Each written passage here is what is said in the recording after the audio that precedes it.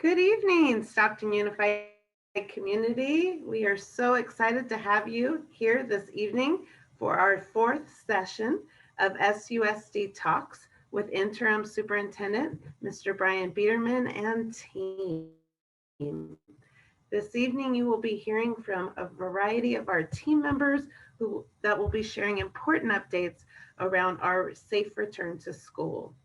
This evening, if you are joining us via Facebook, you are also able to participate. You can put comments and questions into the chat on Facebook or the Zoom chat. Those are two opportunities to communicate. We do have a run of show, so we will be doing, our panel members will be speaking, and then towards the end of the program, we will open up the floor for questions and answers from the community. It is a joy to be here this evening tonight with you.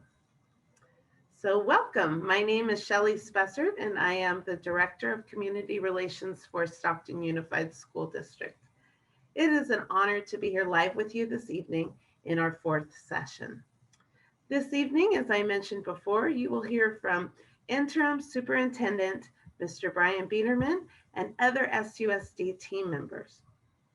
Tonight's program will begin with an overview of our planning for a return to safe school environment, along with steps that have been taken by each of our departments to ensure that our families, our community members, and our faculty are communicated with regularly and are aware of our planning and updates.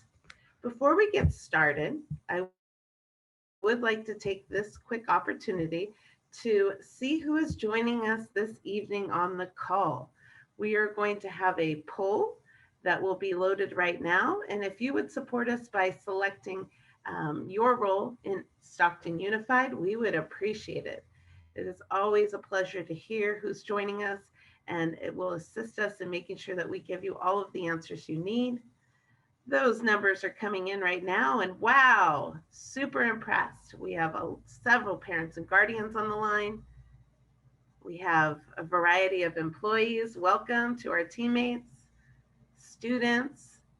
We have a community member. That is awesome. We are getting close to 100% of those on the webinar voting. If you are on Facebook Live, if you would do us a favor and enter who you are. We also want to know who's listening on our Facebook Live today.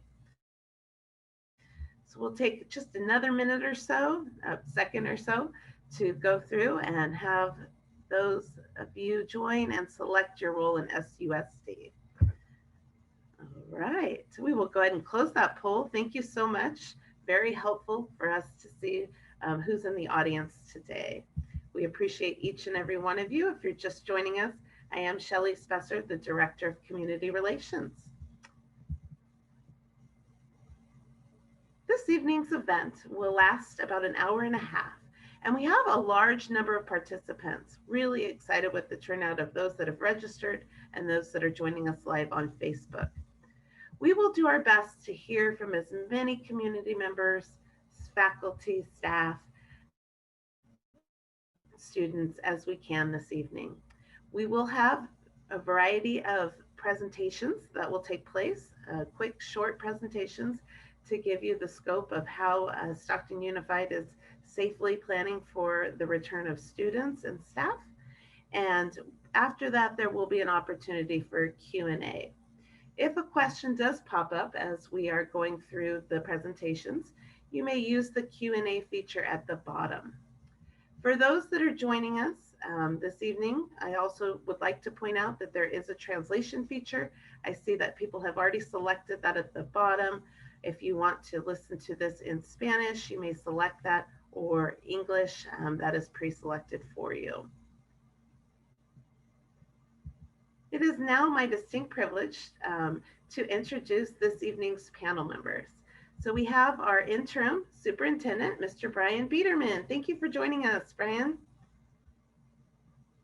We also have Mr. Chris Anderson, who is our COVID coordinator and extraordinaire. He has taken this seat and is doing amazing things in ensuring that we have a safe return. Thank you for being here, Mr. Anderson.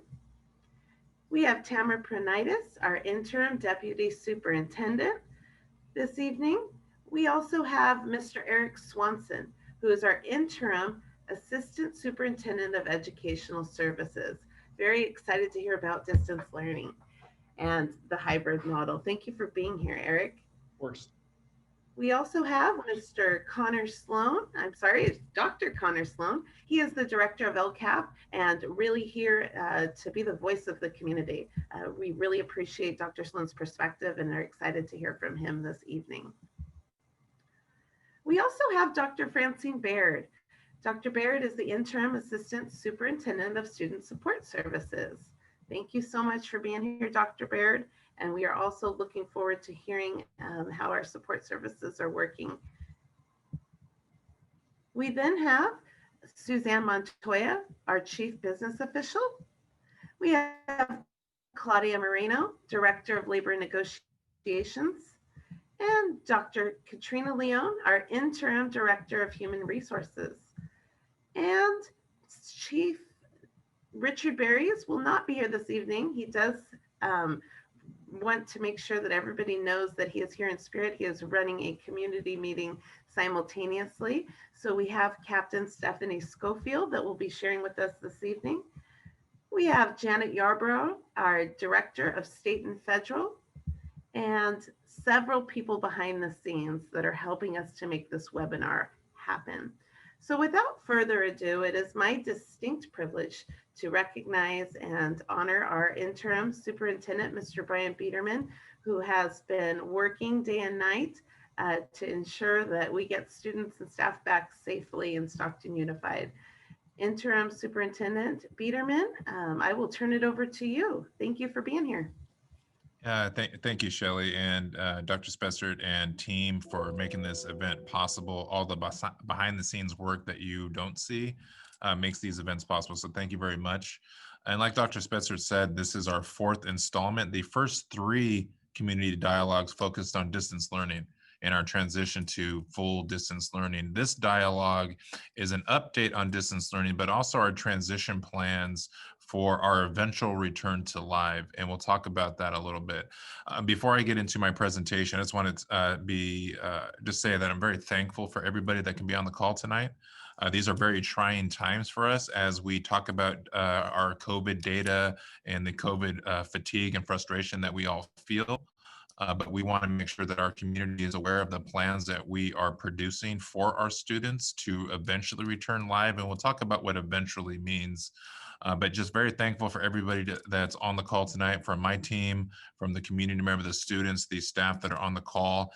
And we're hoping to address a lot of questions in this continued series. This is not a one-time event, because we're going to have several conversations as we dig deeper into our return model before we bring our students back. So with that, I am going to share a presentation for everybody on our learning models and where we currently sit. So if you remember from our first three dialogues, we have established guiding principles that are guiding our decision-making processes for our models that we're choosing, whether it's virtual, a hybrid, or a return to a full our just normal school. The first one, equity and access for all SUSD students. The social emotional learning as a priority for all kids. And this is one that I think students and adults are really struggling with, that adult connection, that kid connection that you just can't get virtually, that live contact. And this is both students and adults are feeling. I know I am. Not seeing kids in a district right now and on school campuses has been a struggle. Student and staff safety. We're going to talk a lot about this one tonight because this is paramount. We have been very methodical and deliberate with our return plans. We're not doing this fast. We're doing it right, and for the safety and for our students and adults. The plan for addressing learning loss and continuity of high quality instruction. Eric's going to touch a lot about that, or on that, when he discusses our current model with distance learning and how are we addressing the needs of our students while on distance learning and the potential learning loss there. The flexibility to meet the needs of all of our students. This is the sense of urgency to get live contact on campus with a cohort model that we'll discuss in a few moments. And then here's what is important for tonight. It's that constant communication, that consistent communication with all our stakeholders. We want your input. We need to hear it. If there's something that we haven't considered, please address that with us. But we need to have that constant communication so parents feel comfortable with that return to school. So with our data, this data was released to us as of today. Each Tuesday, the county gets their COVID data. I'm going to start with the COVID data because that'll provide context on what our current reality is. And our current reality, honestly, just to be completely transparent with you in San Joaquin County and just in the country, our COVID numbers are up. It is surging across the country. There is concern, and we're going to address that. But if you're looking at the dates on the left-hand side, we have from August 31st all the way to this past Tuesday, the 16th. We have one metric in the purple and one in the red. I'll show you what that looks like in a minute. But those metrics are how we determine whether or not we can return safely, where our numbers are at, if we can submit school waivers, etc. I won't dig too deep into these numbers because I am not Dr. Park who puts these together, and she's absolutely an amazing resource for us. But the ones that I want you to focus on the most is the test positivity, which is at 7.7. That's the fifth line over from the left. That's an increase from the previous week, which was at 4.7. If we're under 8, that's a red metric. So we're red. It's not good news there, but it's not purple. The one that I am concerned with the most, and the county is concerned with the most, if you're looking at the third box, the case rate, we jumped from 7.7 on the week of the 10th to 15.2 in the week of the 16th. So COVID numbers are rising, and this is not just a Stockton Unified or Stockton thing. This is across the country. So our case rate is 15.2, and we get an adjusted case rate because we simply do not test enough in our county. So that turns into 16.4. And I'll talk about why testing is so incredibly important for us to meet that 272.41 number, which is the state average. So here is the metric that is released by the County Department of Public Health for San Joaquin County. It gives us the metric. It tells us where we're at data-wise. Like I said, our adjusted positivity, our case rate is above 8%, so we're purple. That means we're widespread. And our case rate is 7.4, which is under 8, which is red. So we have one in the red, one in the purple. If you have any in the purple, we're considered purple. So we are purple. 41 counties in California have been moved to purple as of Monday of this week. And we'll go into a little bit more of what that looks like.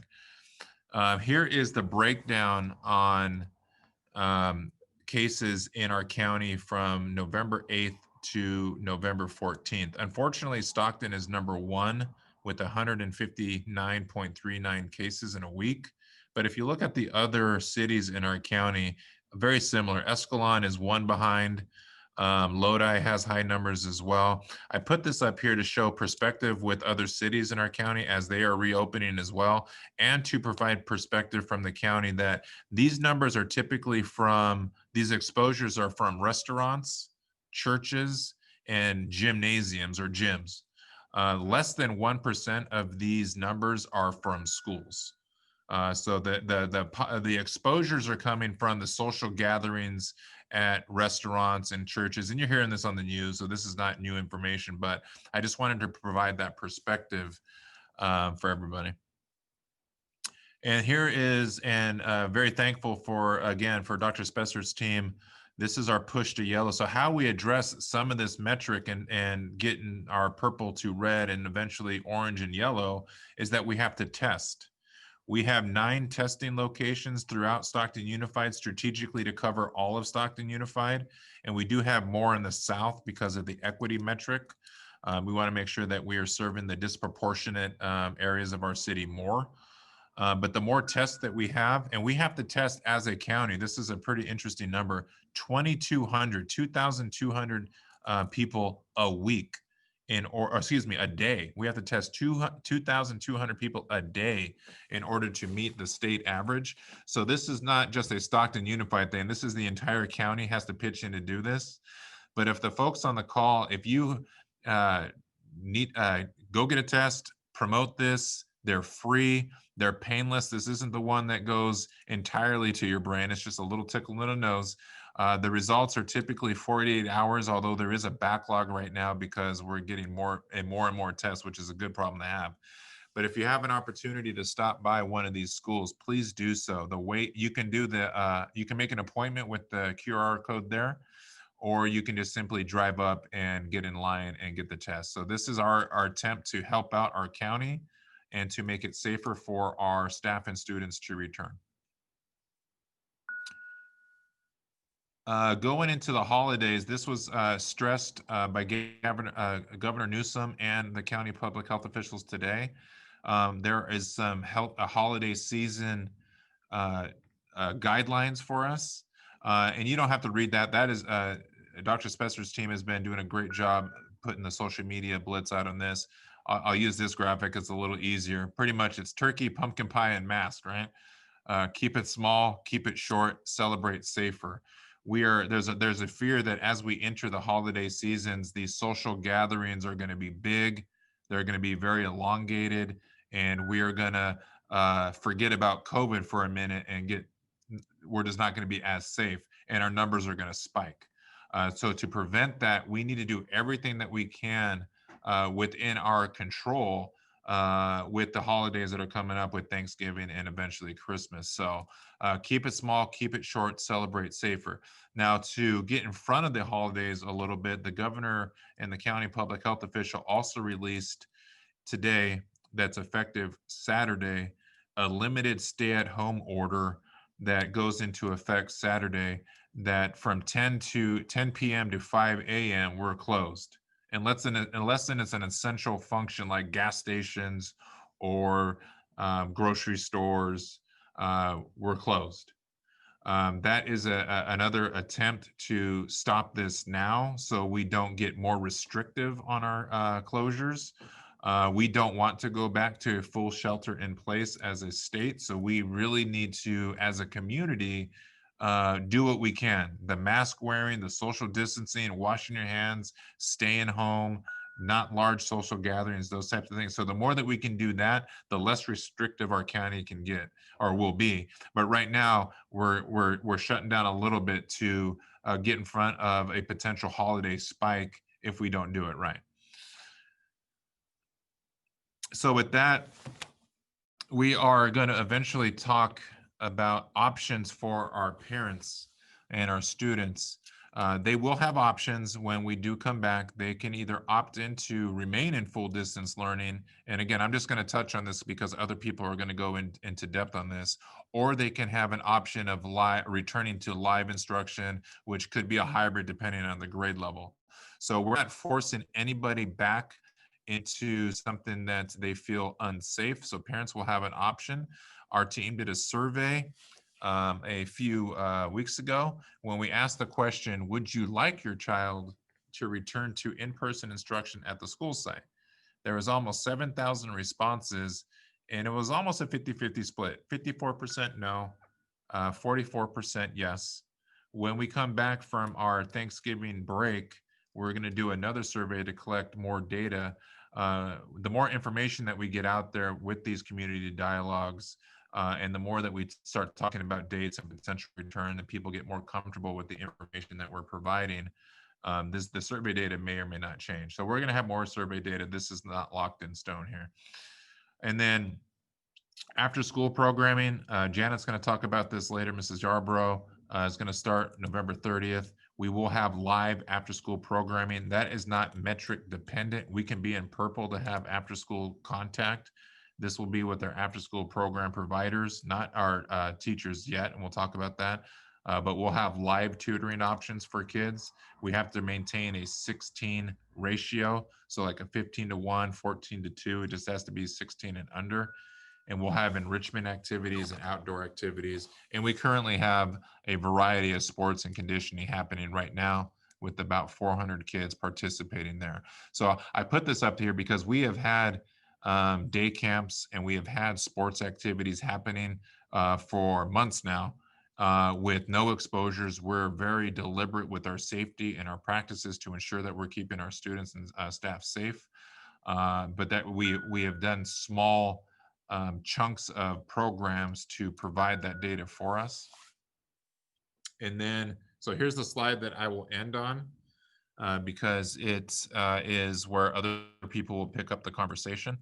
And this is a tentative timeline. I say tentative because this is going to be data dependent on our county COVID data, and we're still in negotiations with our teacher association, Stockton Teachers Association. So this is tentative. We have tentatively agreed on this, and this could change because everything with COVID is very fluid.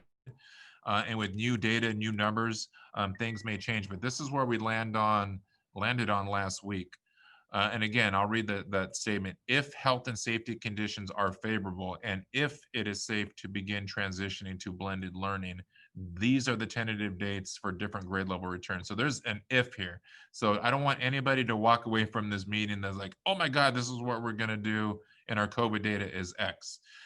This is a tentative thing, like I said, based on safety. So for right now, November 30th will be our cohort teacher return. What does that mean? So the teachers that are going to be in our cohorts, and I think right now we're very close to the after school cohorts with our high school teachers. That's voluntary. If the teacher would like to do after school cohort work and get compensated for it, they can absolutely do that. They're not forced to. On December 7th, we're still working this out. This would be our cohort starts for the in the day cohorts, primarily focusing on programs that are struggling the most on distance learning. Now, there might be more of an extensive list here, but we're going to go slow to go fast. So we'd like to start with Walton, PAC, YAP, our SDC mod to severe classes, RSP study skills pullout at the high schools.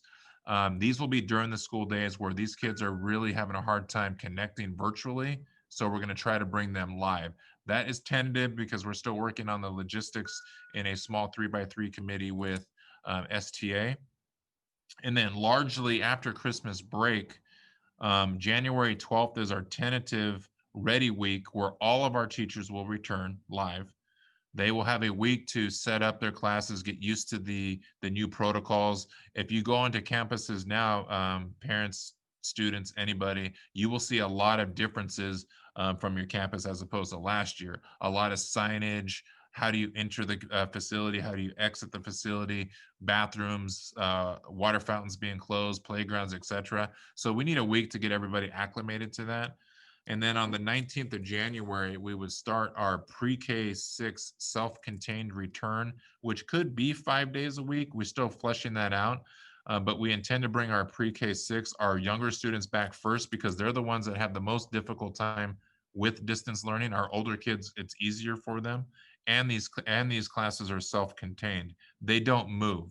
So when I go to room 1 as a kindergartner, I stay in room 1 all day. So if there's an exposure concern, we know to shut down room 1, and we know who was in room 1.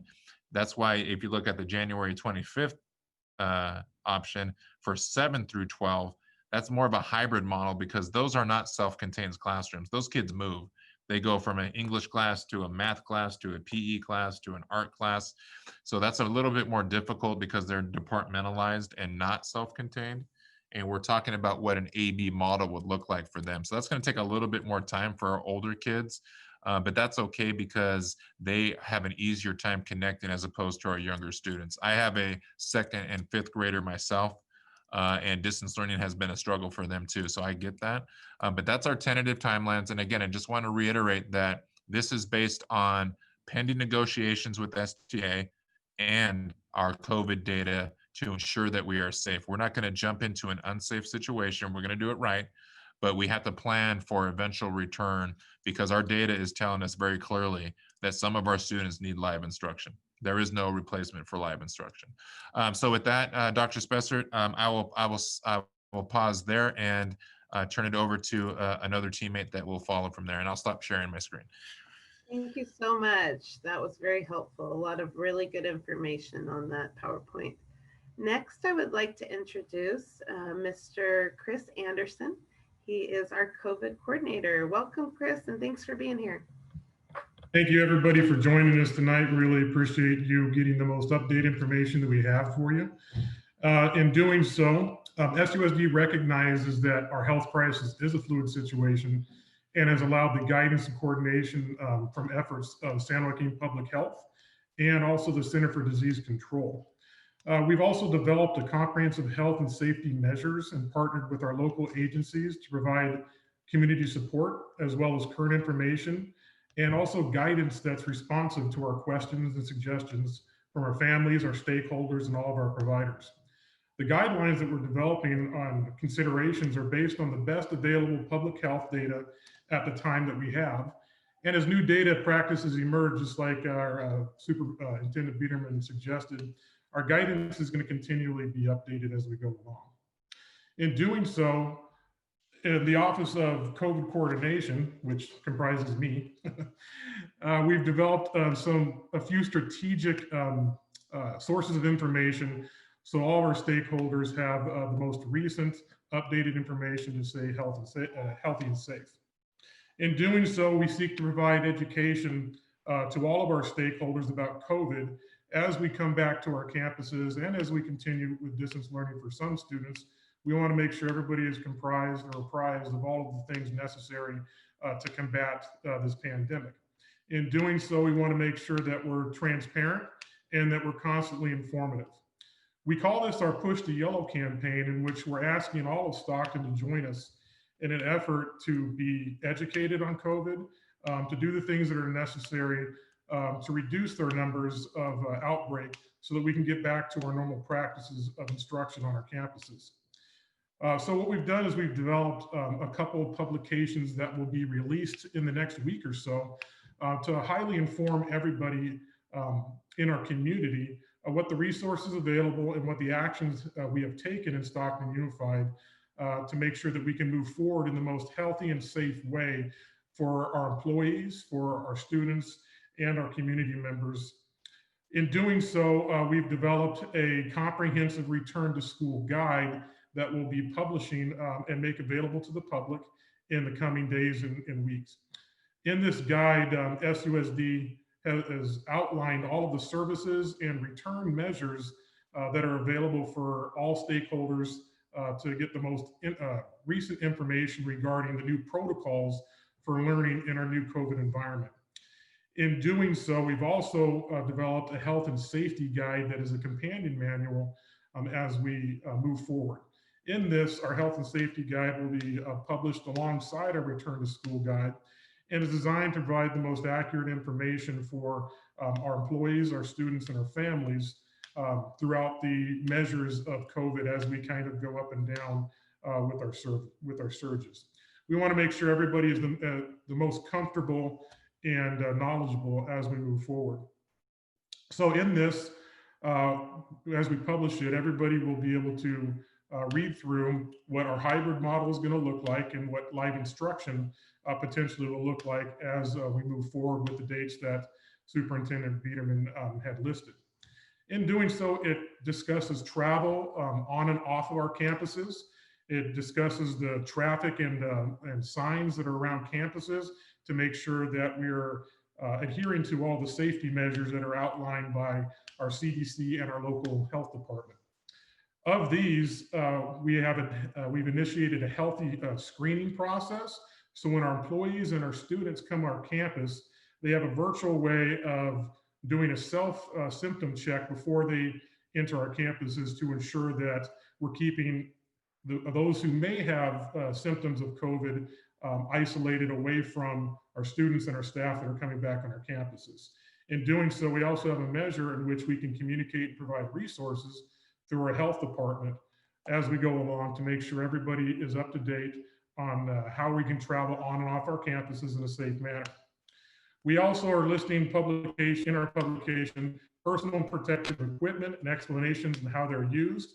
We have video resources that are available to students when they come onto our campuses. And also the manual has several links in which we can educate staff, we can educate students, and we can also educate everyone that's around.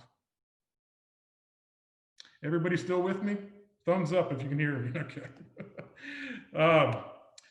In doing so, we want to make sure that everybody is wearing face coverings. We're washing our hands. We're using hand sanitizer, and we're social distancing on a consistent basis. Our sites have gone through a comprehensive HVAC renovation in which we're incorporating the most recent MERV 13 filters across our campuses. We're also cleaning all of our HVAC systems, and we're installing ionizers in those to purify the air. We also have specific conditions of HVAC in which we're trying to create airflow at a 30% increased capacity to ensure that we reduce the risk of infection for people who enter back on our campuses. We also have some transparent barriers that all students will be experiencing. Also, students and staff around our campuses have listed transparent barriers to make sure that those droplets that are the culprit behind COVID is minimized. In addition, we have a comprehensive contact tracing system. So when COVID does emerge amongst our campus with our students or our staff, we have a systematic process to isolate those people who come into contact with those individuals and follow all of the guidelines that exist to make sure that everybody remains healthy and safe. We also have a significant sanitation increase on our campus as well to make sure that we are adhering to those cleaning of contact surfaces that may be a culprit as well with COVID outbreak. Superintendent Biederman did mention our initiative with HR support to provide testing. We are the first district around us that has actually provided a connection with a community resource to combat the metrics that we're seeing as we have this surge. So we'd like to actually encourage everybody and recognize those campuses that are actually testing people on a daily basis. We have to have more people come out, and we hope that you can join us in our Push to Yellow campaign and go ahead and get tested on our sites. Thank you, and I appreciate you guys being here. Thank you so much. We appreciate having you in that role, and that was such a thorough account of all the amazing work that's happening behind the scenes. We can't thank our employees enough. Absolutely. Next, it is my privilege to introduce our Deputy Superintendent, Ms. Tamara Pranitis. Thanks for being here. Good evening, everyone. Thank you, Dr. Spessert, and thank you, COVID Chris. Appreciate all of that good stuff you just brought forth, and I don't know if I have anything to say at this point. Kidding, totally kidding. So I did see in our chat that one of our viewers gave a really great shout out to their students' teachers. So I wanted to take a moment to do the same and recognize all of our district employees who work tirelessly day in and day out to provide services to our students, from food services to our custodial team, from our administrators to our paraprofessionals. We appreciate you. So my own children are students in Stockton Unified. I have just as much interest for my own student safety as well as all of your students' safety. And so for Stockton Unified, I'm grateful from the parent perspective of the work that my students' teachers are doing, as well as all of the staff on their school site. So we strive to keep communication lines open all the time. We're working harder than ever, overtime most of the time, and then some. And it's nothing we've ever experienced. However, we are all in this together, and we're doing pretty well, if I must say so myself. Just a bit about our special ed return. We are currently in negotiations with our bargaining units as we plan for the safe return for both our students and our staff. So more information will be forthcoming as we continue discussions. As with general education, families will have the option to remain on distance learning or return to school. So with that, we appreciate your continued support as we navigate these times together, and have a wonderful week next week. Thanks, Shelley. Thank you so much. We appreciate you being here with us this evening. And next up, we have Mr. Eric Swanson, who is our interim assistant superintendent of educational services. Welcome, Mr. Swanson. Thank you so much, Dr. Spessert. Good evening, everybody. We've heard a lot about COVID and our safety, which of course is paramount. also what's paramount is the continued education of all of our students, and the safety and education of all of our students remains our top priority here in Stockton. So as it relates to teaching and learning and professional development, the show must go on, right? So as we consider our students, it's important to know that every student in Stockton Unified currently has access to a Chromebook and a hotspot, so they can access all synchronous learning and curricular materials. When each student opens up their Chromebook, their home screen will have access to their textbook materials right there, so they don't have to go searching for those. That'll be right there when they open up their Chromebook. So that's an important to know for our community members. Their students should never have trouble finding their way into their learning. For our K-8 students, after we get back from Thanksgiving break, so happy early Thanksgiving to everybody on the line. Our K-8 students are going to be taking the iReady mid-year assessment.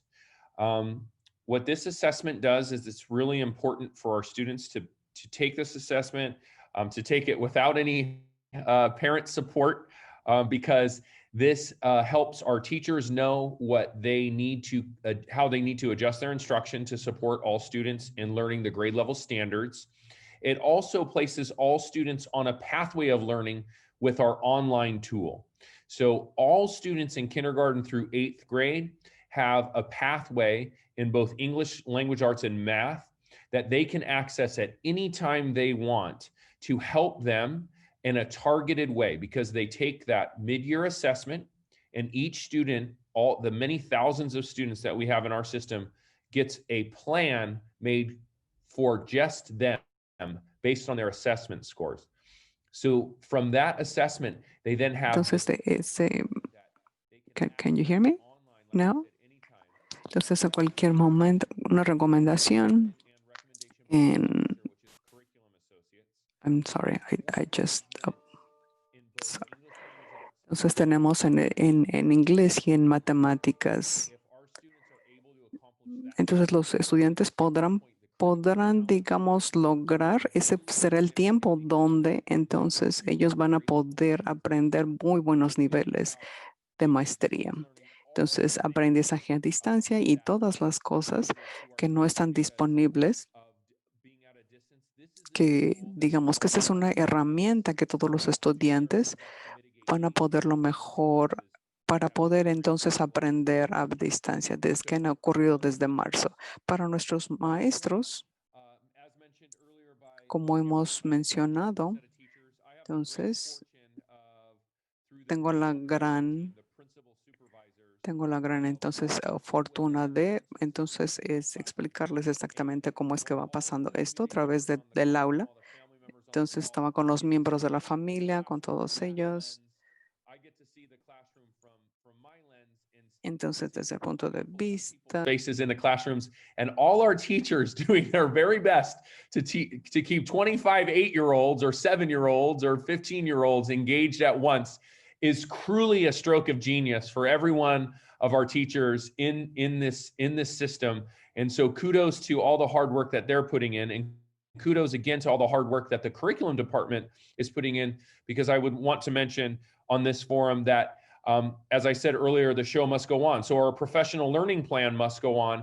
Of course, we have pivoted away from the plan as it was shaped prior to COVID to making sure that we're supporting our teachers on not only the curriculum, but technology and distance learning strategies, because that is their new normal and their new reality. So our curriculum department hosted professional learning for all of our teachers on October 26th. For all the parents on the call, you know that's the day where your students don't have school because all the teachers do. And we looked at the survey data, and all of the survey data points towards a wildly successful day, with 80+% of teachers strongly agreeing that the professional development was targeted and appropriate and supportive of their practice, especially during COVID. So lastly, as it relates to the different groups, our leaders continue to work tirelessly like the rest of us to provide an academic program that is at grade level for all of our students and allows them the opportunities to meet our mission of being college, career, and community ready upon graduation. And so our leaders continue to receive training on curriculum implementation. Our assistant principals are getting a lot of extra training this year on instruction and what it means to be a member of an instructional leadership team and how they can grow in their leadership at each school. We continue to support all of our leaders in providing more equitable outcomes for our students through equity professional development. Our regional director team, which I have named the Avengers because they're all superheroes as principal supervisors. They are working morning, noon, and night to provide any support to our schools in our new normal and to our school leaders.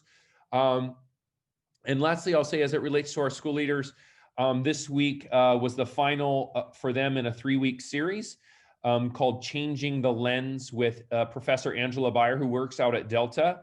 And it's really important for me to name for the community is that while our students are at a distance, there is a lot of socio-emotional needs that they're going to have currently, as well as come back to our schools with, being isolated from their peer group and from human contact. I know I miss my normal, and we want to make sure that our schools, through the school leaders, are prepared on how to identify and support students in real time when they're in need of some extra support as it relates to their socio-emotional needs.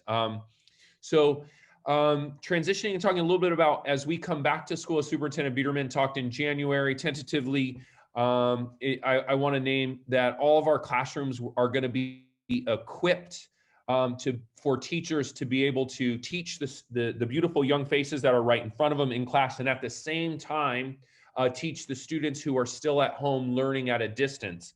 And so we're doing that through I believe the camera is called a Panicast. It's a wide angle camera that's going to be installed professionally into every classroom. So all the students at home are going to be able to see the teacher teaching from his or her classroom.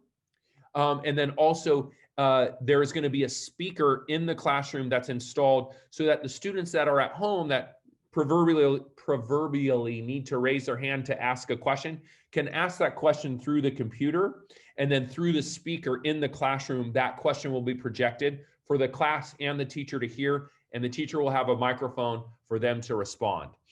For some of our neighboring districts who students have returned already, this is a very similar model, although I think ours is better because the research that our IT team did and our ed tech team did on finding what would be the best tool that would provide access for our students at home. We're also utilizing the resources available to us to make sure that all of this technology is professionally installed so that teachers can come back to their classrooms and be able to access both modes of learning, both the in-person and the students at home. So that is all on that from that side. I also want to touch base as it relates to our student athletes and athletics. It is another one of the hats that I wear. Just a few brief updates, which are frustrating as we transition into purple. I know our student athletes in what is called season 1 are really excited about taking the field or the court or whatever in January. But we will see what the health allows us to do. We are guided by the California Interscholastic Federation, the CIF, on what we can provide for our student athletes. So currently we have conditioning taking place in small pods of up to 12 people, and that includes adults. All conditioning is mandated to take place outside. All schools have about 50% of their teams participating on some sort of on-campus conditioning right now. And the CIF, like I mentioned, is on pause, and they're waiting guidance from the California Department of Public Health for them to release their updated youth guidelines. So the CIF waits on the California Department of Public Health, and our athletic directors at our high schools wait on the CIF, and our coaches, and therefore our students and families wait on that information as well. So we will stay diligent with our testing and our contact tracing and masking while we're out in public. And soon enough, all our student athletes will be able to shine on the field, the court, or whatever. So that is all I have, Dr. Spessard. I will turn this back over to you. Thank you so much for the opportunity. You bet. Thank you for that update. I know our athletes are eager. So any information we can get out is much appreciated. Next, we have Dr. Connor Sloan, who is the director of our LCAP. Glad to have you, Connor. Thank you very much. Humbled to be here and appreciate the leadership that everyone is providing and the great information that's sharing. And starting off with just acknowledging that students, we are here in service of you. Staff, we are here in support of you. Parents, families, and guardians, we are here in partnership with you. And community members, we are here to collaborate with you. And we just appreciate as a community that we come together to lift up and meet the needs of all students. For talking about our learning continuity and attendance plan, that is what took place of the local control and accountability plan, the LCAP for this year, with the Senate Bill 98. The San Joaquin County Office of Education reviewed our learning continuity and attendance plan, stated they had no recommendations for the district to consider. So we continue to move forward with the actions within the learning continuity and attendance plan, continue to carry out by the district in support of providing learning experiences, both in the virtual distance and remote setting, as well as in-person instructional offerings, and making sure really to ensure that learning environments are addressing the social emotional, the mental health well-being, the academic needs, safety protocols and measures to ensure that all students and staff have the needed resources to safely and effectively engage in learning with a lens of equity to address the needs of all students, and principally making sure we're meeting the needs of students directly, what they need to learn and the resources they need to develop and grow as individuals and young scholars. The local control funding formula, the LCFF budget overview for parents, that will be presented to the board in conjunction with the first interim district budget at the December 15th board meeting. And that will provide an overview of current budget status and continue in development of moving forward to address the budgetary needs in an equitable way of sustaining the growth and development need to meet all of the academic and social emotional needs of students while developing leadership at all levels.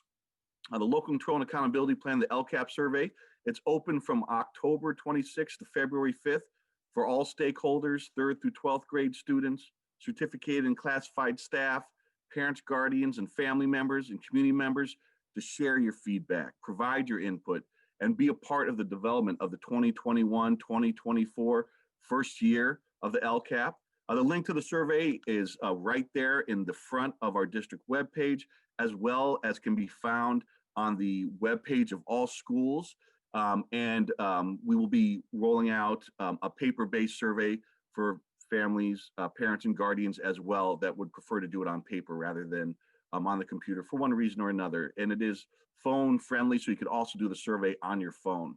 The local control and accountability plan, the LCAP engagement forums will take place January through May and every month for stakeholders to share their thoughts, provide their feedback in the development of the 2021-2024 LCAP, and so really in support of meeting the academic needs, the social emotional needs of students, and really principally focusing on meeting those needs of our foster youth students, our low income students, our English learners, and making sure we're addressing the needs of all students while having a very differentiated and tiered sense of making sure that we're meeting the needs of students at where they're at, where they need, and on that path to graduating from high school, college, career, and community ready.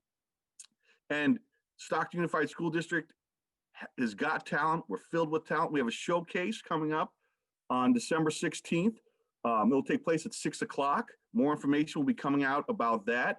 All students still have time to submit your talent to www.stocktonusd.net/talent. The flyer and the links right on the homepage of the district. By the end of tomorrow, please try to get those submissions in. We're excited to celebrate all the students' skills and talents, and we just appreciate each and every one of you coming together, supporting one another, and really focusing on meeting the needs of all students. So thank you very much. Thank you so much, Dr. Sloan. Very excited about that talent show. I cannot wait. I wish there was a spot for adults, right? That can be our next one for the spring. Next, we have Dr. Katrina Leone. Thank you for being here. She is our Interim Director of Human Resources. We're glad you could join us tonight. Thank you, Dr. Spessard, and welcome everyone that's online and listening and participating tonight. So before I get to why I was actually asked to speak, I just want to recognize a whole lot of individuals. No one prepares people to work or be part of a pandemic, and everyone in the district, every single position in the district, every single person has really stepped up and done their part to do what we can do to not only support our students in a digital format, but also to support one another. And I just think it's critical to recognize all of the people in the district who are doing that. We have over 5,000 employees, and everyone is stepping in and helping out and doing what they can to make sure we're doing right by the kids we serve. With that said, amazing work is happening. And I do want to recognize our teachers who I think a lot of the time feel overlooked or underappreciated. And I taught in this district for 15 years. So I totally understand what it is in a classroom environment, but I have zero understanding of what our teachers are experiencing now. I mean, really, because I'm not doing it. I can hear about it. I can try to understand, but I really don't understand all the work that you guys are putting forth. But I do really appreciate all of your efforts to do right by the kids that we serve and the reason that we're in this district. I was actually asked to speak a little bit about possible tentative, and I want to restate that, tentative dates of return for teachers and students. And Superintendent Biederman already mentioned this, but I will restate it. January 12th would be the week, once again, tentatively, that we have worked with STA, Teachers Association, to possibly bring teachers back that week. And that would be a week for acclimating. So basically what that means is we've had all of our teachers at home since March, and we would want to give them a week on return in order to just, feel what it feels like to be back on a school site and in their classroom and working in that environment. Then January 19th, the pre-K to 6 self-contained return. And remember what that means for self-contained is our kids are not going from classroom to classroom. It's just they're in one classroom and that's where they stay. And then January 25th is the 7th through 12th start. And that would be a hybrid model where you'd have an A-B schedule. And once again, I hesitate to say exactly what things will look like, only because first of all, we never know in COVID what's going to happen the next day. It's a very fluid situation, and we have to adjust to the things that are going on around us. And we are so very thankful for all of our staff in Stockton Unified who have pretty much been rolling with the punches as well as you can roll with them. And then we have talked about cohorts, and like I said, Superintendent Biederman talked about that in terms of starting in December and small groups. But mostly what I want to say is I really appreciate for all of the stakeholders, and that means community members, parents, students, our colleagues across the district who are really just trying to do the best to provide the education that our students deserve. At the same time, really supporting our colleagues and recognizing that, there's not a lot of times in history where you have to deal with a pandemic, but all of us are now lucky enough to say that we've worked through it, or we've been educated through it, or in some way experienced this. And I don't know necessarily that that's a good thing right now, but hopefully we have good stories to tell when we're much older. So thank you. I really appreciate all of you being here, and all of our colleagues and our parents and our community members, and especially our students who are doing the best to do what they can do to be successful also. Thank you so much. And I see that Miss Claudia Moreno has joined us. Claudia, did you want to take your turn now? Sure. So, Awesome.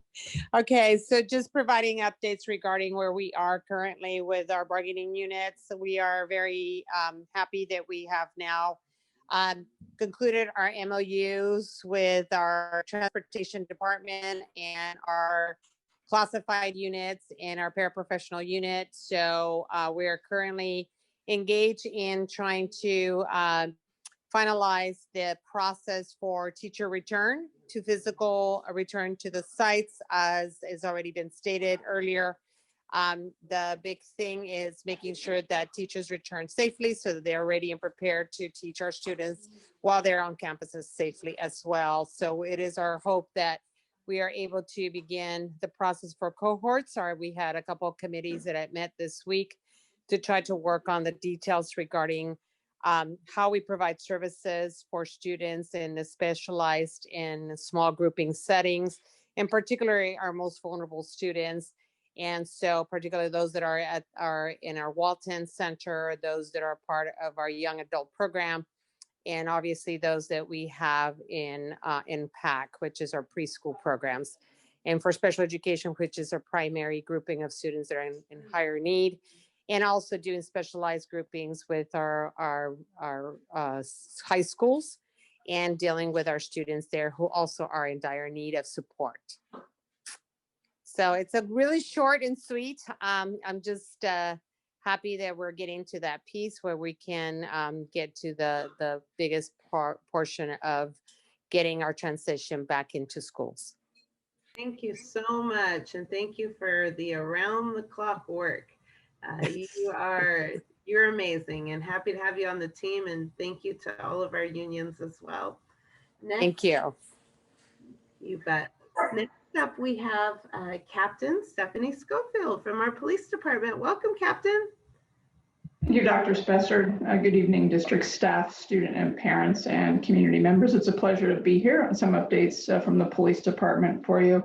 Our emergency services coordinator, Marcus Omlin, is partnering with all of our school sites in terms of what interim superintendent Biederman mentioned earlier in terms of signage, staff, and student movement upon return, because again, we want our entire community to be safe upon the return. So we're working very hard with our administrators on that piece. We are doing a lot of partnering while we are in these interesting times. First of all, we're partnering with multiple community-based organizations for our holiday donation drives for Thanksgiving as well as Christmas. We're working with our families in transition for donations to Mary Graham Hall, as well as our foster youth and our homeless students as well. We're also partnering with a team member from our mental health district staff member, and we're working extremely hard to better engage with our autistic youth. We are working to provide training to our officers and providing basically a backpack of multiple tools to better engage our officers with our autistic youth. So we're very excited about that. And the final piece I wanted to talk about tonight, as we are pausing in this COVID time, we are really building out our police youth programs. And the one I really wanted to highlight tonight is we are finalizing the creation of a police athletic league. And what that will be is our officers essentially being mentors for our youth in the area of athletics. And so hopefully we will keep an eye on the CIF guidelines as well. We're really excited about that because that is going to complement our Police Explorer program that we have and provide another avenue for our officers to engage positively with our youth. So thank you very much, and we wish you all a very safe holiday season. Thank you. Thank you so much. And I will now turn it over to Janet Yarbrough. Thank you for being here.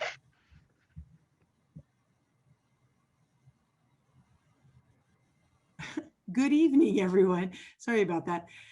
Thanks for having me. I want to reiterate a little bit of what Superintendent Biederman spoke about earlier, and that is we are trying to come up with as many opportunities for our kids as possible to support them academically, to provide them with some enrichment.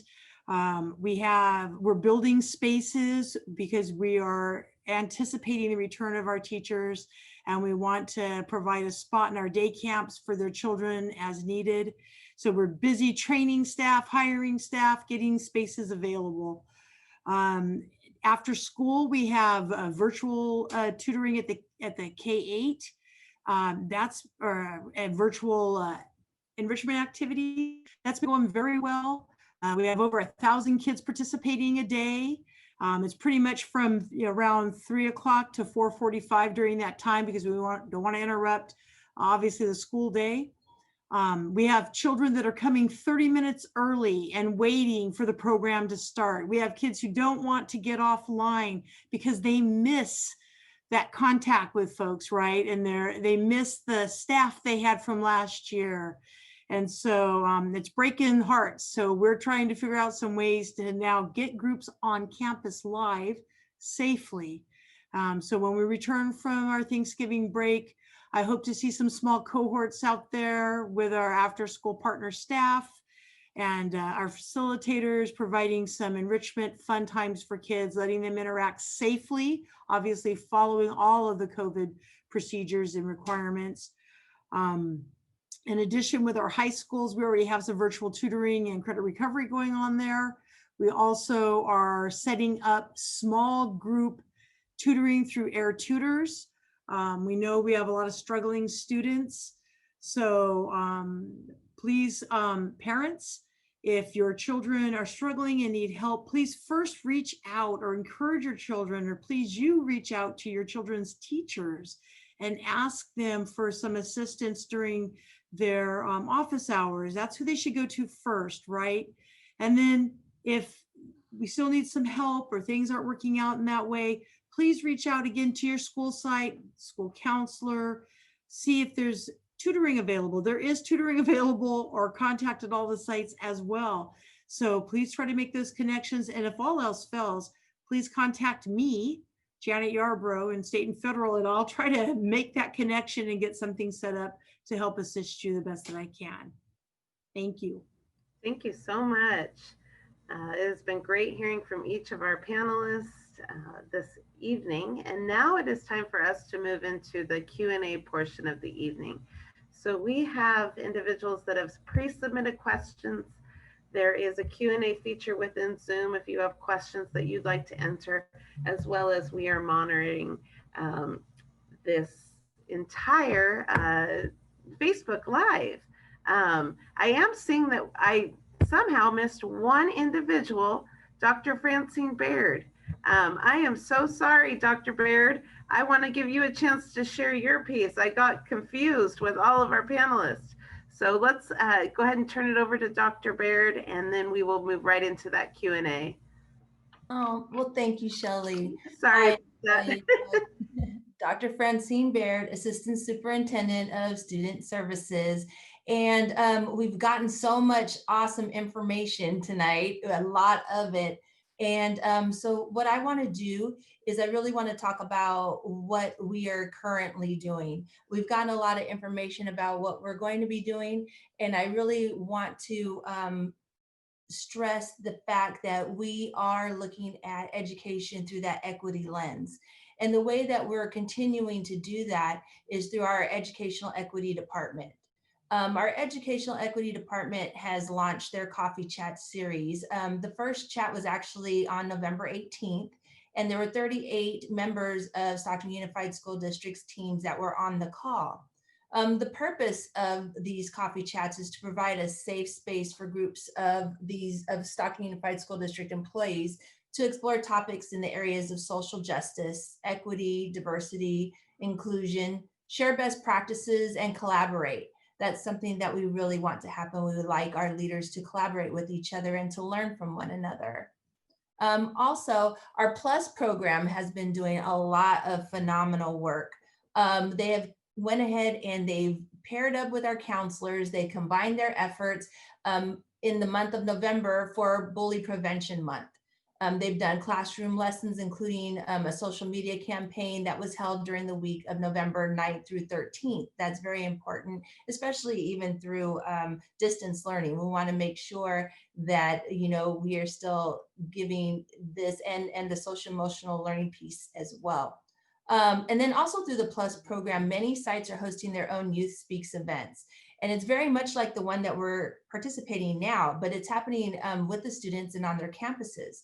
So today, Chavez High School, their PLUS students led their first event. I was able to go. It was really cool. It was just really neat. And they went over their school climate data. So they are looking at data. They have evidence in front of them. They are taking a look at what they feel. They're having these conversations and dialogues with the staff. And it was just an awesome way to review the data and to give student input, and also to ensure a positive school climate. We also have a lot going on with counseling right now. Our K-8 counselors are doing college and career readiness lessons in grades 6 through 8 now in November and December. We are also doing parent presentations for the middle school parents, and what that is around high school and college readiness. We want our middle school grades to really understand that A through G component and what the new high school requirements are. Also, the high school counselors, they are collaborating with CWA, and really what's happening with that is we really want to make an effort to reach those students that have inconsistent participation in the distance learning piece. We really want to reach out to those students, and so we're also collaborating with the teachers to join the virtual classes and teach lessons on graduation requirements, college interest requirements, and goal setting. That's also very important. Also partnering with Delta College in efforts to provide articulated and dual enrollment courses to these students, and also providing college application workshops for seniors and their families. Along with that comes the need for financial aid. So we are really pushing that all of our seniors are applying for financial aid. With that, we want all of our seniors to do this, and we're addressing college affordability. Our students deserve to have as many options as possible after high school. And this is one of the ways that we are really trying to get them to understand that and to make college accessible to them. As far as child welfare and attendance is concerned, since we've returned from the fall break, over the past 26 days, we've received quite a number of inactivations. That's about 150. And what that means is that those students that are on that list have not attended or engaged with their teacher for at least 10 days. But we are proud to report that our team has been able to support 30% of those students and have identified them and have reconnected them back with their sites. So that is huge, and that is happening currently. Also, our CWA team spends a lot of times with the families, and they make sure that they're assisting with hotspots. They're also assisting with helping our students and their parents log on, and they're making sure that they're able to do that even after they leave. So it's not just something that's happening right there in front of their face. It's so they're actually teaching them so that when they leave, they have the access to these items. And our CWA team has reached over 1,000 instances of the course of 9 days in November to work one-on-one with students on their caseload. And they continue to work one-on-one with each case to support their families. It is just really phenomenal, the work that is being done in that department. And then I'd like to conclude with our mental health department. Since July 2019, when mental health clinicians were onboarded, they have provided 8,189 hours of direct services on our students. And what does that mean, direct services, right? It means that those are goal-oriented therapy sessions and therapy, ways of learning that are presented in either an individual, a group, or family therapy. So the work is definitely being done, and this therapy is planned and it's agreed upon by not only the student and the parent, but the clinician as well. So there takes some time to really go in and make that individualized for that student's needs and that family's needs. Our mental health clinicians have also provided a total of 4,864 hours that includes face-to-face, over the phone, Zoom meetings, since July 1st, 2019, when they were onboarded. They respond to a plethora of crises, and they also respond to life threat alerts and internet safety concerns as well. So there is a lot that's been happening, a lot that's continuing. We are here to support your students and yourself. So like all of my colleagues have said before me, we are here to work with you and for you. So if you need us, please reach out. And thank you and have a wonderful evening. Thank you so much, Dr. Baird. We will now move into our Q&A section this evening. And so our first question comes from Michelle. And the question is, what about Cole, 7th and 8th grades, which are in one classroom, and their return? Will they be an A-B model too?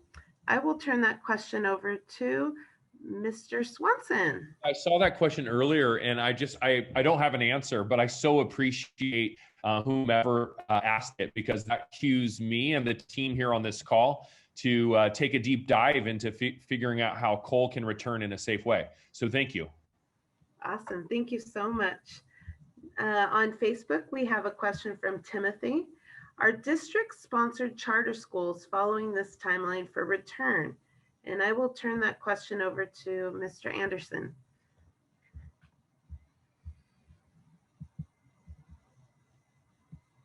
I'm sorry, I caught the tail end of that. Could you say it from the beginning? Sure, no worries. Are district-sponsored charter schools following this timeline for return? Something that we, for the ones that are internal, yeah, it'll be the same thing for all of our charter schools. The HCAs, the Pittmans, the SECAs, all of those schools will follow our same return. Awesome, thank you so much. Mariah is asking, she's actually stating, she said, okay, you guys are talking about sending the kids back to school.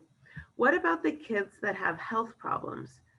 Do you think it is best for them to go back to school? And I will give that one to Dr. Baird.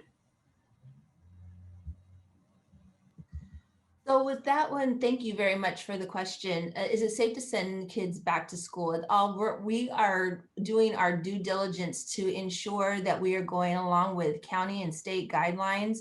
We are also doing our due diligence with our health services with getting students inoculated with the flu. We are offering our school district, which is one of many in this area, but is the only one that is offering free COVID testing to ensure that we are able to go back into the red tier. There are a lot of things that are going on to ensure we have Chris, who is working on extensive plans. He's working with our health services departments and healthcare professionals in order to ensure that his guidelines are in compliance with our health compliance issues as well. So we are really doing a lot to ensure that your kids will be safe, because your kids are our kids. And also we all have an investment in this, because the majority of the folks on this panel are from Stockton, and those who are not are totally invested in this community. We even have people that have moved to our community in order to better serve Stockton. And with that comes the responsibility. And we do take this extremely seriously. We take the health and safety of your children extremely seriously. And so we're doing the best that we can to ensure that this is happening. And Superintendent Biederman meets with a group of superintendents every Thursday morning, and with Dr. Park. And they go over a lot of just the guidelines, the issues, just concerns, the concerns of not just of parents, the concerns of staff. So we are definitely collaborating, and we are definitely listening to you and to our staffs. And I think that we are doing our due diligence in ensuring that your kids will be safe when we can return them. Shelley, thank you so much, Francine or Dr. Baird. Shelley, can I, from the Ed Services side, jump in just real quickly and just to say that upon return, all families will have the discretion to either send their students back for the in-person model or keep them at home. So coming back to the root of the question is it's really a family decision, right? And Francine just articulated how actually Stockton is going above and beyond the threshold of keeping kids safe. But ultimately, both models of learning will be available and accessible to students when we return. Thank you, both of you. Our next question comes from, we actually have a couple people asking the same question, so I will read it. Individuals are wondering if our testing centers will be open next week. And I actually text this question to Chris Anderson, so I will let Chris take it away. Yeah, so our testing centers are going to be open almost all days, Monday through Saturday. The only days that they won't be open are those big holidays. So Thanksgiving Day will be closed, New Year's Day and Christmas Day, those will be closed. But all other days, HR support is committed to performing testing on all other days, Monday through Saturday, 8:30 to 4. Awesome. Thank you so much. And I know we have several people asking that question. Here is a question from Kamika. Hello, my question is, if the schools do open back up, do the parents have an option to continue distance learning, or do they have to be in the classroom? And we heard that answer from Mr. Swanson just a second ago. She had an additional piece to her question, which was she wanted to know if the return will be staggered. She said in here, for an example, like every other day, will there be a stagger option for the return? And so for that half of the question, I will turn it over to Mr. Anderson.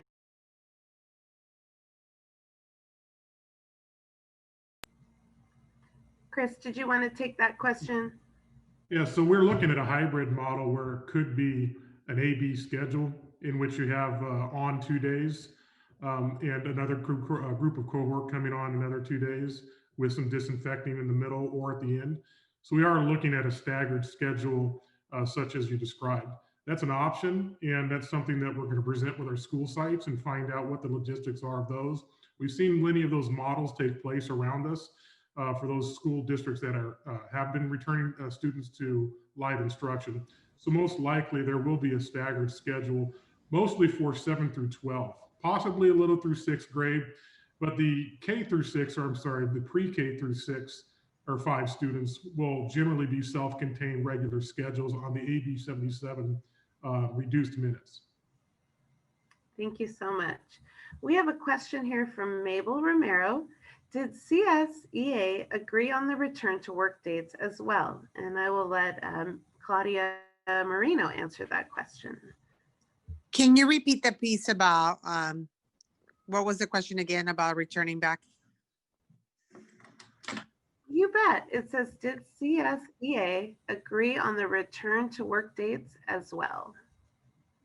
So CSEA has been at work the whole time. So they haven't been like the teachers. The teachers were the only ones that have the distance working from home.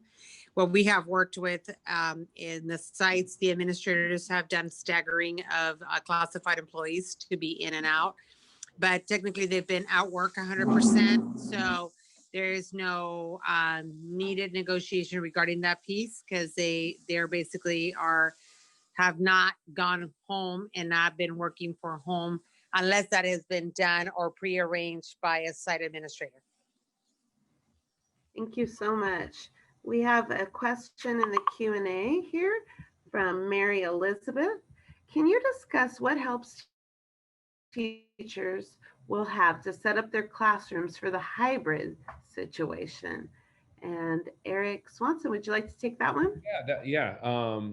So I believe in my presentation or my sharing earlier, I did talk about from the technology standpoint, That's all going to be done. We're going to contract with a company to do that. Also coming in for teachers, which is really great, is a second monitor, because what we've learned is that monitoring your lesson, the teacher's lesson, and monitoring the beautiful faces of the students at the same time requires a second monitor. So every one of our classrooms is going to be equipped with that. And that's all going to be installed, not by the teacher, right? Setting up the classroom, like any school year, requires some tender, loving care from each teacher, right? Whether it's primary all the way through secondary, teachers like to make their classrooms their homes and welcoming to students. And so that's what our Ready Week is for, right? We mentioned earlier that we have a week that our teachers are coming back onto campus before students, and they're obviously going to be doing some professional learning, but also making their classroom welcome for students, just as they would if this was July and August. So thank you so much. Can I add to that real quick, Shelley? Oh, sure. Yeah, and Chris alluded to it earlier, and I want to just put a point to it that all the student desks will have plexiglass. We are ordering supplies for every single student, so there's no shared supplies, so they have their own individual set. Chris also mentioned HVAC and the new filters and the ion generators that we're ordering too. All that will be in place before we have students and staff touch those classrooms. So there's a lot, and that's well above the county standard. The guidelines that we're getting from the state and the county are a floor. We're going above and beyond that to ensure safety.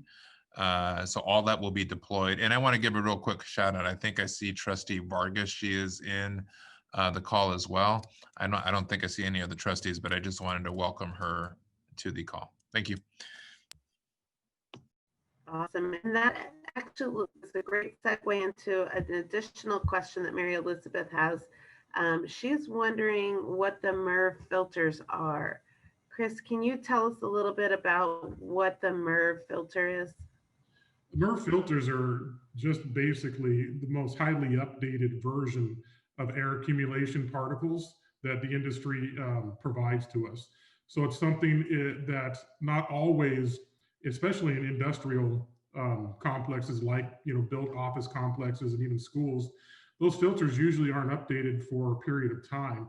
But the industry recommendation was to go through HVA systems and update them with the most current elements that we can provide for them. And those MERV 13 filters capture many more particles of dust and air molecules than they would. So it basically makes those air filtration systems much more user friendly for those students and teachers that get back into those classrooms. So that in conjunction with ionizers, they filter the air particles at a much higher rate. Thank you so much. We are all learning so much through this pandemic. Next, we have a question here from Margarita. And Margarita is asking, during acclimation, are we teaching? Eric Swanson, can you help with that answer? Yeah, great question. During acclimation, the Ready Week is what I'm guessing what acclimation. Yes, of course. So right now, our AB 77, our instructional day is actually a few hours, a handful of hours shorter than our contract day for teachers. And so while teachers are on campus during Ready Week, they will be teaching their students from their laptops or whatever. They'll have the technology available to them. Maybe they want to turn on their Panacast, but it'll be in Ready Week full distance because students haven't arrived yet. And then they'll be doing the other required thing, setting up their classroom, like I've already mentioned, any professional learning that needs to happen before students come back. Because we do know that there's just going to be a lot of like structural procedures that we need to be really mindful of around how students are able to matriculate through campus, on and off, ingress, egress, all those different things that are going to be new from what our normal practices prior to COVID. We have to get those procedures practiced and tightened up. And so that'll be happening as well. Thank you so much. We have a question from Sandra.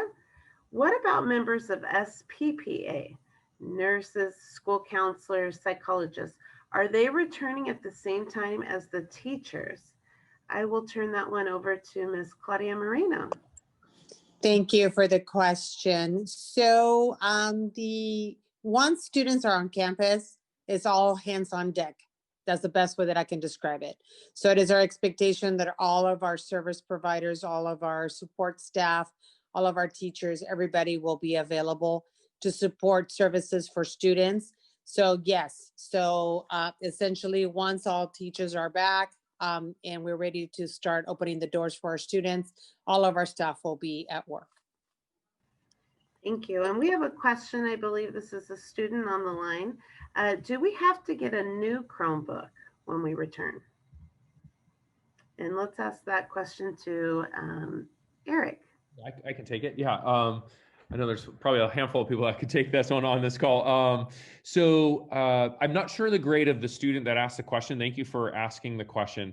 Our hope is based on our current Chromebook supply, and we do have more Chromebooks on order for our students.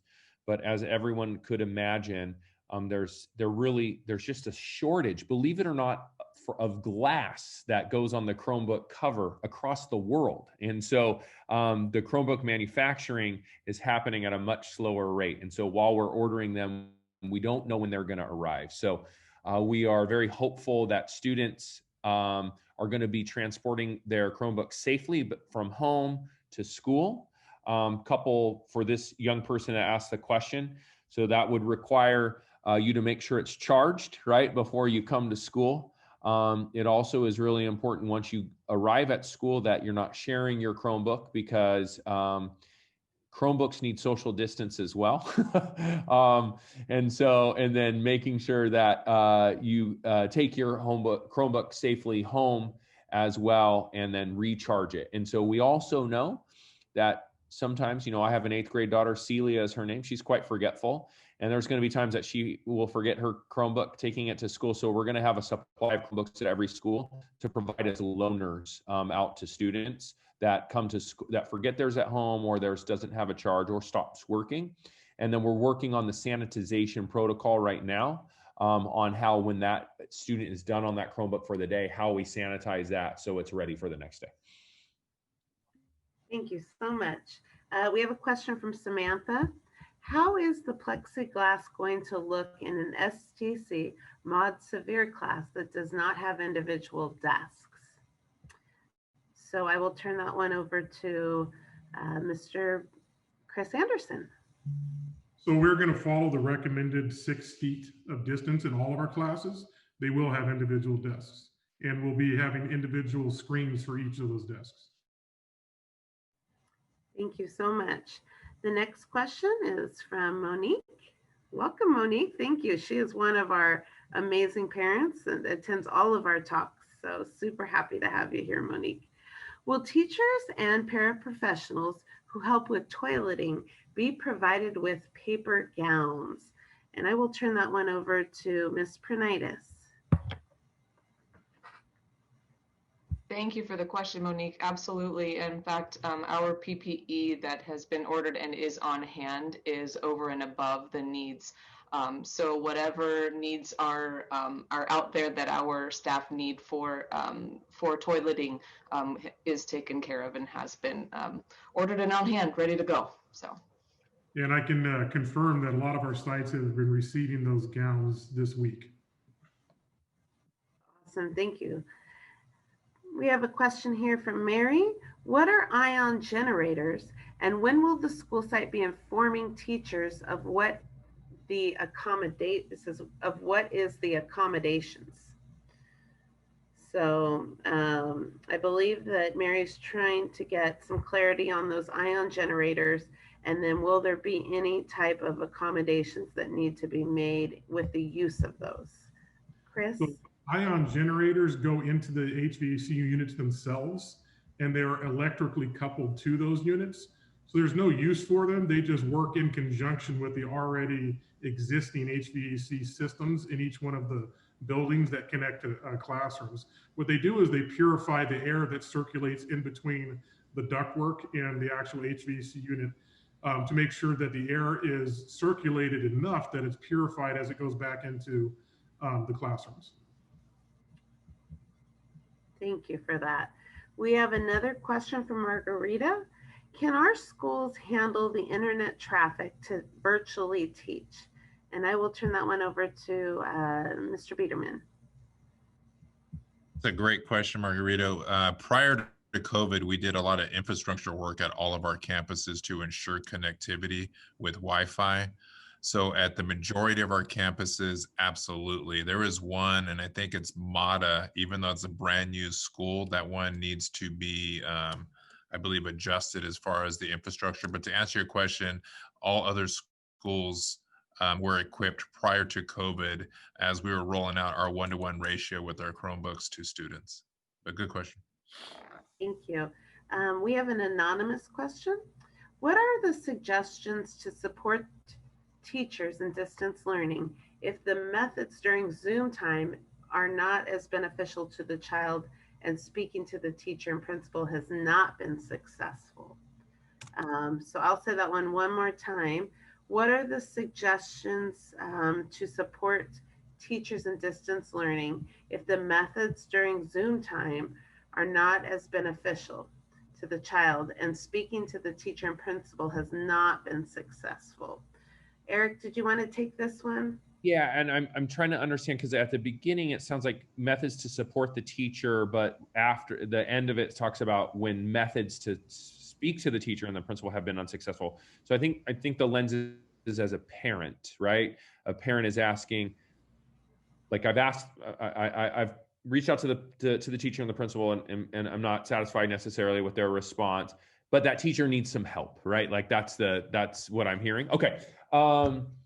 So if you, so just like, I want to ask so many follow-up questions so I have a better understanding. It's really hard to provide an effective response to this question. So if for whatever reason you've reached out to the teacher, that's perfect. That's the first thing you want to do. You're not satisfied with the teacher's response, and you've reached out to the administration and you're still not satisfied. The next layer would be the regional director, who is the principal supervisor, to express your concerns. And it would depend on what school you're at based on the regional director. But I would recommend you can call the Ed Services department. And I just honestly, Dr. Spessard, I don't know the actual extension to Ed Services. If we want to share that, Superintendent Biederman, you may know that. You drop in the chat. Yeah, we could drop it in the chat. Yeah, Veronica, could you drop that in the chat, or Mr. Biederman? That'd be great. To express your concerns, and we're here to provide support in any way. As it relates to teacher support, there's coaches, both English language arts and math at all school sites, and then we have lots of other supports in place for teachers to get the support they need. Thank you so much. We have a question from Christina. Christina's asking, she stated that Mr. Anderson mentioned decreased minutes during the day when we return. How will students who have an IEP be affected? And so I will turn that one over to Tamara, please. So the instructional minutes, thank you for that. The instructional minutes that are required as of the IEP are still required as of the IEP. They still need to be met. How that works out, depending on if the student returns virtual, either returns in person or stays virtual, will be between the teacher and or RSP provider and the student. So. Thank you. And I think just to clarify, there will not be a decrease in minutes, correct? In service provided minutes, no. They're asking if those, it sounded like we heard, and even in our general ed classes, right? We're still following the same formula that we're using now for 77 minutes, correct. Okay, thank you. Just want to make sure we share that. And then let's go to Ms. Herr has a question. It says, in distance learning, is distance learning a commitment? What if the student has a hard time understanding or learning at home? Will they be able to return in person? And so I will turn this one over to Mr. Anderson. So we're asking everybody, all of our families, to evaluate what the most educationally supportive environment is going to be for their student. In doing so, we expect that you reach out to your school site counselors and administrators and have an honest conversation on what each student needs. And that's what they're there for, is to support. So we encourage everybody to come back, but we also know that some people are not going to want to move back to our school sites because the pandemic makes everybody nervous when you get groups of people together. So our encouragement is to come back to the best instruction that we know there is, and that's that live firsthand instruction of our qualified teachers. So if that's something that you're not comfortable with, we will provide distance learning opportunity throughout that. Now, when we do sign up for that, we come back in January, we're asking for a commitment to stay in that live instruction for at least a grading period. And if you sign up for distance learning, the same thing holds true. We're expecting that you stay in there for a grading period, which is about 2.5 months or so. So we have 2 more grading periods when we come back in the after Christmas. So at that point, though, if it's not working out after that grading period or right before, we'll have that discussion, and families can move back to distance learning, or they can move into the live instruction. We encourage everybody to choose that live instruction as much as possible, because we know that that instruction supports our students the most. Thank you so much. We have another question here. I read of the district's approach to fencing off playgrounds. If accurate, what do you see as the ability for kids to be kids and be physically active and interactive with each other, which is so important to their mental and physical health upon a return to school? Chris, did you want to take that one too? Yeah, sure. So we actually need to cordon off those jungle gyms and those playgrounds as much as possible until guidance provides us otherwise. Really, it's because of the contact that we have with the little hands that go onto all those things and the sharing of that. That's one of the reasons we're going to educate our students when they come back on campus on hand washing routines, using sinks and soap as much as you can, or using that hand sanitizer. More to the point, though, for kids being kids, the educators are having active conversations about that now and how to make that recess time and that playtime more meaningful, even though there's constrictions out there on the use of the standard playgrounds that we used to have. So that means there's going to be some more inventive and creative ways to engage students and let them be kids for that recess time. And that's something that all of our educators have been in discussion with and coming up with designs for those school sites so they can make sure that kids get back to normal. Thank you so much. I want to thank everybody this evening. I know we have several questions that are still coming in, but we were scheduled for an hour and a half. Many have been going all day. Thank you all for your commitment to being here. What we would like to offer to the community is we have another session coming up on December 3rd. We encourage you to register for that. We will also make sure to capture all the questions in here that we have received, and we will post a link on the front page of our website answering those questions. So I would like to turn it over to Interim Superintendent Mr. Peterman to close us out this evening. Yeah, thank you, Dr. Spessard, and thank you all that were on the call and the panel members for an amazing hour and a half. There's a lot answered, a lot of really good questions. We had over 60 attendees. We have several products that will be produced next week. Mr. Anderson alluded to them. It's a 40-page document on our conditions to return. There are very detailed plans, because a lot of this was taught. Chris didn't show them, but there's a lot of detailed plans that are coming that will be on our website as we update our website, and we will show those definitely on the 3rd as well. But thank you for everybody. Continue to send us questions. We want to make this as seamless as possible, as safe as possible. And if we don't hear from you before December 3rd, have a safe and blessed Thanksgiving. Be safe out there. And again, if you need anything, I put the Ed Services phone number in the chat box, but if you need anything, please reach out so we can make sure that we're serving you the best way that we can. So thank you for tonight.